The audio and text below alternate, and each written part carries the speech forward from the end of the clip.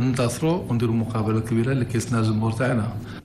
كما أكد الناخب الوطني خلال هذه الندوة الصحفية عن أهمية الفوز بأولى المباريات وعن الطموح الكبير الذي يحدو المجموعة الوطنية للذهاب بعيدا خلال هذه المنافسة القارية.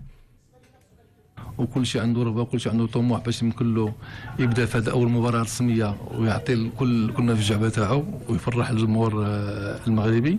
وحنا كما قلت لك جميع المباريات كما بغات تكون نوعها سواء حبيه او بالاحرى اذا كانت رسميه، فاحنا كنتعاملوا معها بكل جديه بكل احترافيه، لان كنمثلوا الشعب المغربي وكندافعوا على الكود ناسيونال.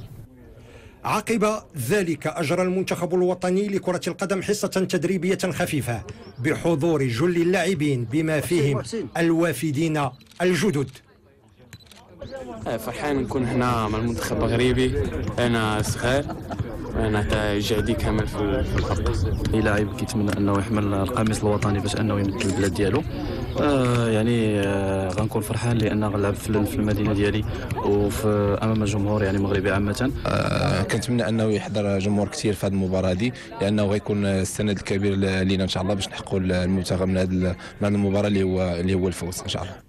ويواصل المنتخب الوطني معسكره التدريبي بمدينة أكادير إلى غاية يوم المباراة في جو يسوده المرح دون إغفال التركيز على تحقيق نتيجة الفوز. انعقدت اليوم في مراكش ندوة صحفية